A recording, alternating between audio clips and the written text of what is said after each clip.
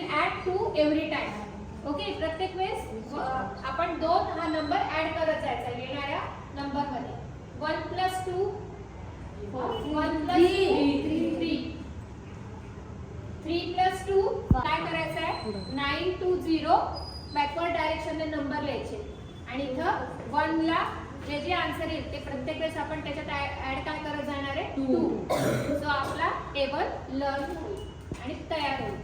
Easy or not? Yes. Learning पेक्षा ही trick सोपी आहे की नाही? हो. ओके. मध्येच थोडं मराठी सगळे विषय शिकायचे की नाही? हो. की फक्त मॅथ्स मध्ये ट्रेन व्हायचं, नाही. मास्टर बनायचं नाही. आणि बाकीचे विषय करायचे ना? हो. बरं, आता सायन्स मध्ये तुम्हाला एक चॅप्टर होता साऊंड, ध्वनी. हो. बरोबर? हो. ध्वनी. मग ध्वनी तयार कसा होतो, आपल्यापर्यंत कसा येतो, नेमकं त्याच्या मागे सायन्स काय आहे ते आपल्याला बघायचंय. मग त्याच्यासाठी माझ्या 3 च्या काउंट केलं 1 2 3. 3 वर तुम्हाला एक क्लॅप करायचंय. किती?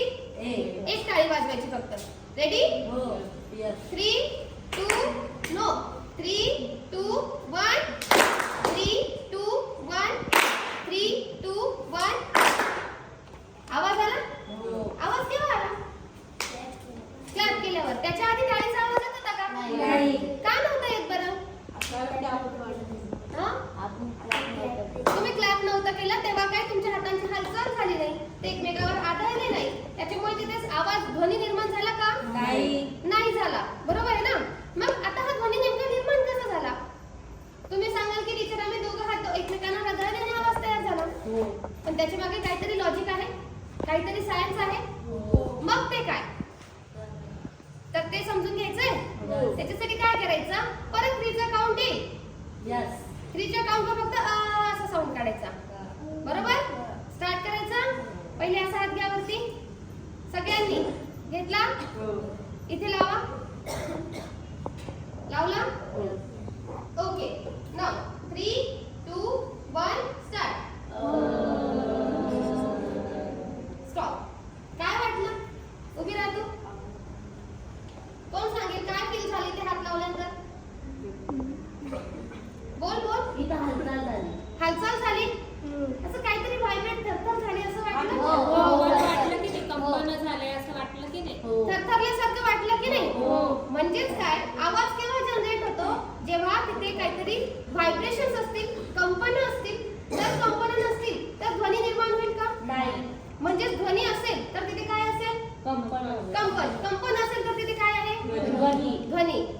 सोपं आहे की नाही? हो. राहत होतं लक्षात. When there is vibration, there is a sound.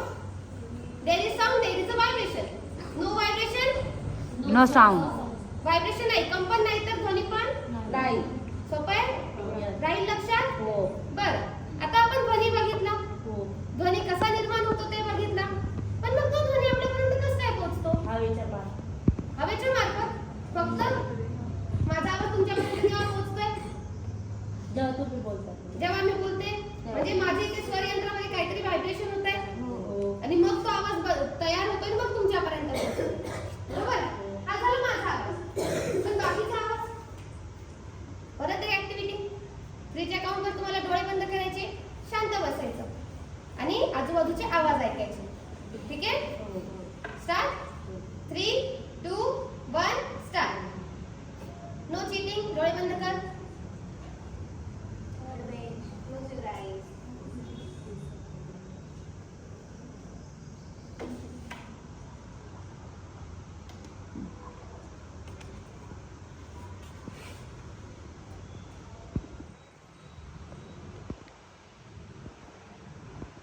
आता हळूच डोळे उघडा.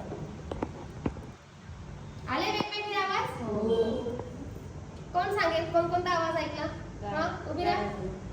राहा, उभी राहा. उठला हात येतं का उठला? तिला बोलल्या. राहा उभी. तिला बोलल्या. गाडी बोलताय.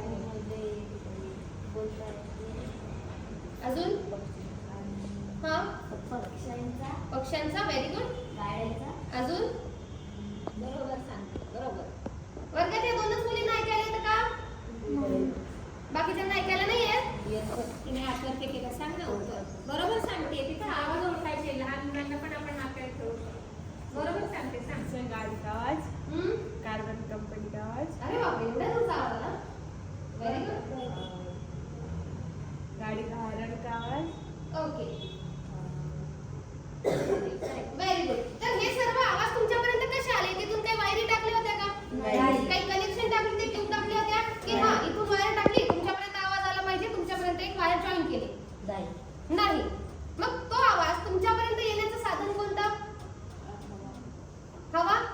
Very good. म्हणजे साऊंड जो आहे, ध्वनी जो आहे तो आपल्यापर्यंत पोहोचण्यासाठी त्याला काहीतरी माध्यम लागतं. बरोबर आहे? वर्गात शिक्षक नसले तुम्ही काय करतात, सगळा ढोलपथक वर्गात आणतात, बेंचला कान लावायचा आणि वेगवेगळे आवाज वाजवायचे. बरोबर ना? मग त्यावेळेस तो आवाज तुमच्यापर्यंत कुठून येतो? हवेतूनच येतो का फक्त? नाही. तो जो तुमचा लाकडी बेंच असतो, बेंचची जी फळी आहे ती कशी आहे? स्थायू आहे, द्रव आहे की वायू आहे? स्थायू आहे की नाही? म्हणजे आवाज स्थायू अवस्थेमधून पण घन, द्रव आणि वायू. स्थायू, द्रव, वायू एकच.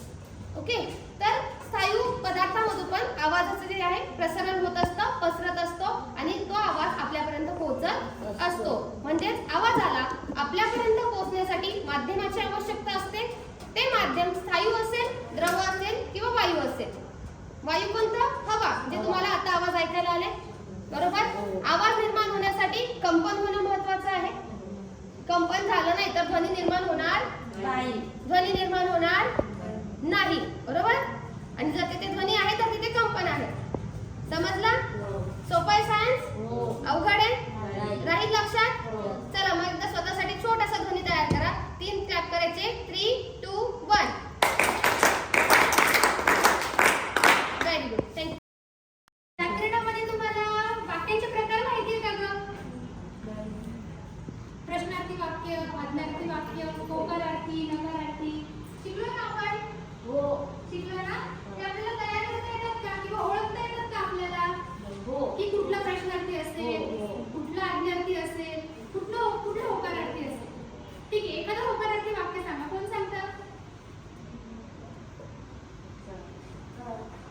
सांगा. बरं ठीक आहे, आधी मी सांगते. ठीक आहे, आपण आज 4 किंवा 5 प्रकार बघू. सोपे बघू. ठीक आहे. सगळ्यात आधी आज्ञार्थी वाक्य. आज्ञार्थी वाक्य म्हणजे काय? आपण ज्याच्यामधून कोणाला पण आज्ञा करतो. जसं मी आता तुम्हाला एक आज्ञा केली की चल मला हे सांग, ती आज्ञा झाली की नाही माझी? कोणाला पण आपण सोप्या भाषेत सांगायचं तर ऑर्डर सोडतो. ऑर्डर म्हणजे एकदम आपण त्याला धरून ठेवतो का? नाही हे करच असं नाही. आपण सोप्या भाषेत त्याला सांगतो माझ्यासाठी हे कर किंवा हे करा. सो फॉर एक्झाम्पल तुम्हाला परिपाठाला सांगितलं जातं, आता प्रार्थना म्हणा, आता हे गाणं म्हणा किंवा ते गीत म्हणा. ती तुमची आज्ञा असते की नाही शिक्षकांची? बरोबर? त्याला म्हणतो आपण आज्ञार्थी वाक्य. ते ओळखायचं कसं? त्याच्यामध्ये एखादी आज्ञा दिलेली असते आपल्याला. मी जर म्हटली चल उठ ग प्रार्थना म्हण, मी तुला आज्ञा दिली की नाही? आपल्याला वाचता येतं ना मराठी? वाचताना आपल्याला कळतं की या वाक्यामध्ये कोणाला तरी आपण आज्ञा दिली. बरोबर? दुसरा प्रकार होकारार्थी वाक्य. सांगता येईल कोणाला होकारार्थी वाक्य? प्रयत्न करा. मराठीमध्ये आपण खूप सारे वाक्य बघतो ना. सूर्य पूर्वेला उगवतो. असेल तुम्हाला तर ते दिसताना खूप अवघड दिसतं. बरोबर आहे? पण मग आता हा भागाकार कसं करायचा? या डबल वेव्ह ट्रिक्सने आपल्याला करायचा. ठीक आहे, काहीच अवघड नाहीये. असा भागाकार आला की डबल वेव्ह ट्रिक्स वापरायची आहे. ठीक आहे. आता ही पहिली वेव्ह पहा, ही पहिली वेव्ह अशी जाईल. ठीक आहे, म्हणजे याच्यामध्ये कोण आले? 4 आणि 4. या 2 4चा गुणाकार करायचा. दुसरी वेव्ह कोणती आहे? दुसरी वेव्ह मध्ये 7 आणि 7 आलेली आहे. ठीक आहे, यांचा गुणाकार डायरेक्ट लिहून टाकायचा. 4 × 16 साधी 49. म्हणजे यांचा भागाकार काय आला? 16/49. ठीक आहे. तर ही झाली डबल वेव्ह ट्रिक. आता मी दुसरं गणित घेते, त्याचा आता मला तुम्ही सांगा. ठीक आहे. 5/12 डिवाइड बाय 3/2. पहिली वेव्ह पहा सगळेजण. आली पहिली वेव्ह? हो. ठीक आहे. काय आली संख्या? 10. ठीक आहे. दुसरी संख्या 12 गुणिले 3. ठीक आहे. म्हणजे ह्या 2 जरी ह्या 2 परिमेय संख्या तुम्हाला दिल्या असतील, त्यांचा भागाकार डायरेक्टली डबल वेव्ह ट्रिकने तुम्हाला एकदम इझिली सॉल्व्ह करता येईल. ठीक आहे. अजून एक गणित देऊ? हो. मला डायरेक्ट उत्तर सांगा तुम्ही. ठीक आहे. हो.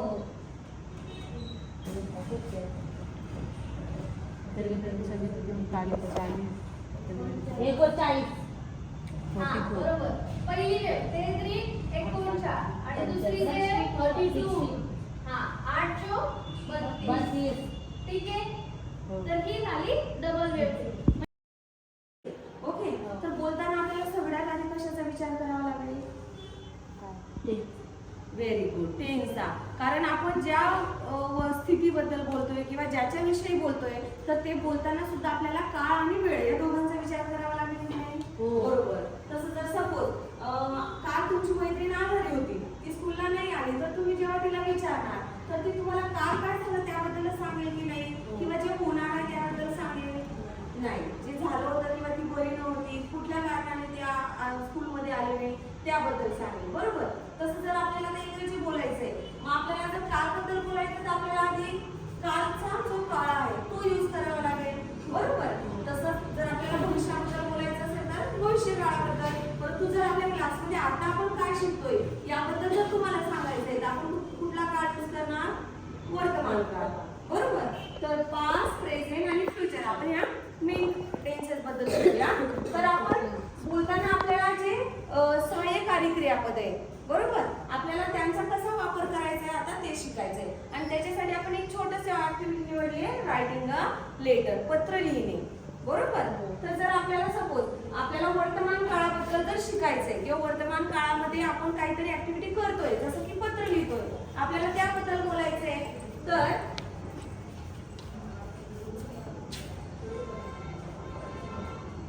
हे आहे noun pronounce. I, he, she. For example आपण 3 पकड घेतले. ओके. तर जर आपण आता आपल्याला आताच्या बद्दल, आता जर तुम्ही पत्र लिहिताय तर ते तुम्हाला कसं सांगता येईल? I am writing a letter. चला रिपीट करा माझ्या मागे. I am writing a letter. He is writing a letter. She is writing a letter. हे झालं वर्तमान काळाबद्दल. बरोबर. म्हणजे आपण नाउन किंवा प्रोनाउनच्या अनुषंगाने आपले जे सहाय्यकारी क्रियापद आहे आपल्याला त्यांचाही विचार करावा लागेल. बरोबर. जर आता ही, शी आणि इट हे काय आहे? सिंग्युलर प्रोनाउन्स आहे, म्हणजे एकवचनी सर्वनामे. ओके. जर मी एकटी बोलते तर मी काय म्हणणार? I am writing a letter. पण माझ्यासोबत जर माझी मैत्रीण, आम्ही दोघं मिळून जर पत्र लिहितोय तर आम्ही आयच म्हणणार का? नाही. आम्ही काय म्हणणार? वी. मग जसं आपण आपलं वचन बदललं तसं आपलं सहाय्यकारी क्रियापदही बदलणार. मग मी जसं I am writing a letter म्हणणार तर माझ्यासोबत जेव्हा माझी मैत्रीण असेल तर मी काय म्हणणार? वी. म्हणजे आपलं सहाय्यकारी क्रियापदही काय होणार? बदलणार. आणि ते पण काय होणार? आर होईल, म्हणजे प्लुरल होईल. बरोबर. जर आय हा सिंग्युलर प्रोनाउन आहे तर सहाय्यकारी क्रियापद पण काय असेल? सिंग्युलर असेल. जर आपला नाउन किंवा प्रोनाउन जर प्लुरल असेल तर त्याचं सहाय्यकारी क्रियापद पण काय असेल? प्लुरल असेल. बरोबर. जसं I am writing a letter, he is writing a letter, she is writing a letter. I are येणार का? नाही. ही आर येणार का? नाही. शी आर येणार का? नाही. तर जर आपल्याला आर हे सहाय्यकारी क्रियापद यूज करायचं असेल तर आपल्याला जे आपलं प्रोनाउन आहे ते कोणतं यूज करावं लागेल? प्लुरल. जसं काही वी आर, दे आर. बरोबर. We all are students. म्हणजे आपण आपलं हे प्लुरल प्रोनाउन आहे. बरोबर. सिंग्युलर आणि प्लुरल. जसं आय हे सिंग्युलर प्रोनाउन, वी हे प्लुरल प्रोनाउन. तसंच आपल्याला भूतकाळामध्ये यूज करता येईल. भूतकाळामध्ये कुठले सहाय्यकारी क्रियापद यूज करणार आपण? Was or were. माझ्या मागे म्हणा आता आपण हे 3 प्रोनाउन यूज करणार आहोत. I was writing a letter. He was writing a letter. She was writing a letter. पण आपण जेव्हा प्लुरल प्रोनाउन यूज करणार, जसं काही दे, सर दे साठी आपण दे इज यूज करणार का? नाही. जर आपण हा तक्ता लक्षात ठेवला तर आपल्याला लवकर लक्षात येईल की आपल्याला कुठले प्रोनाउन्स आणि कुठले सहाय्यकारी क्रियापद वापरायचे. They were writing a letter. She was writing a letter. म्हणजे आपल्याला फक्त जी ऍक्टिव्हिटी आहे किंवा जे काम आपण करतोय ते ऍज इट इज आपल्याला त्याचाच विचार करायचा आहे. फक्त यूज चेंज काय करायचं आपल्याला? प्रोनाउन्स आणि सहाय्यकारी क्रियापद, ज्याला आपण इंग्लिश मध्ये काय म्हणतो? Helping verbs. ओके. और ऑक्सिलरी वर्ब्स. तसं आपण भविष्यकाळाबद्दल विचार करूया. Future days. तर फ्युचर डेज मध्ये आपण ती घटना होणार आहे म्हणून आपण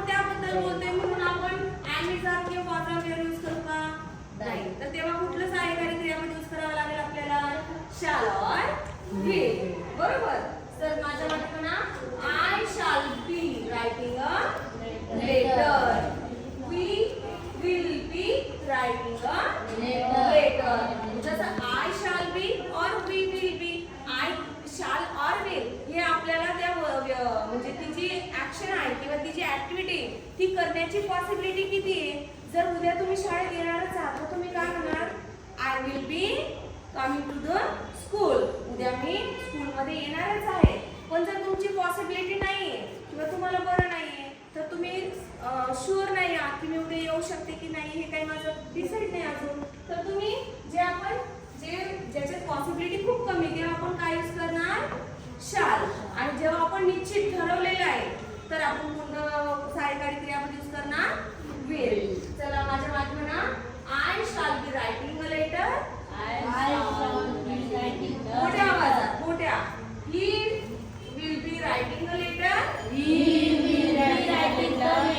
शी will be writing a letter. मग शाळा कशासाठी यूज होतो? आय साठी होतो. तसंच आम कशासाठी यूज होतो? फक्त आय साठी. म्हणजे जी काही सहाय्यकारी क्रियापद आहेत ते आपण ठराविक प्रोनाउन्स असतील त्याच्यासाठी यूज होतात. समजलं सगळ्यांना? मग तुम्ही याच्या ऐवजी इथं दुसरी कुठली ऍक्टिव्हिटी ऍड करू शकता? जसं की I am playing a game. I am writing a letter. I am drawing a picture. I am singing a song. म्हणजे ही जे ऑब्जेक्ट आहे हे तुम्ही कुठला यूज करू शकता. परंतु या टेबलमध्ये तुमच्या लक्षात येईल की आपल्याला कुठल्या प्रोनाउन सोबत कुठलं ऑक्झिलरी वर्ब यूज करायचं आहे. समजला सगळ्यांना? किती जणांना समजलं? बरोबर. एखादे उदाहरण सांगू शकणार का? तुमच्या आवडीचं, तुम्हाला आवडेल ते सांगू शकता. असं नाही की टीचरने रायटिंग लेटर लिहिलंय, तुम्ही ड्रॉइंगचं बद्दल सांगू शकता. सांग बरं. लायसन्स काय आहे तुमच्या? एकच तुला सांगता येईल? बरं, मी फक्त इथे लिहिते, तुम्ही सेंटेन्स मला फॉर्म करून दाखवायचं.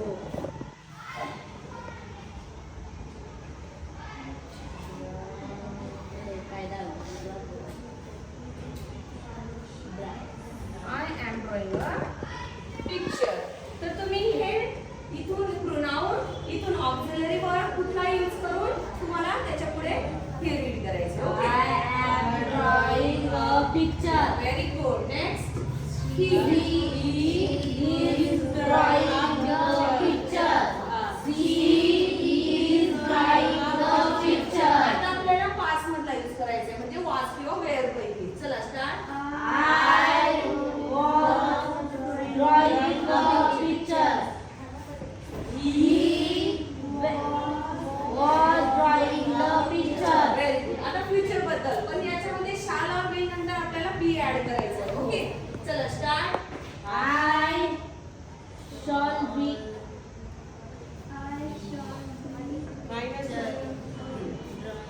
I shall be drawing a picture.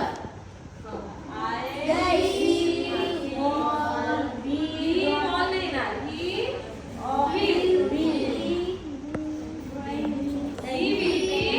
drawing a picture. आता ते यूज करूया.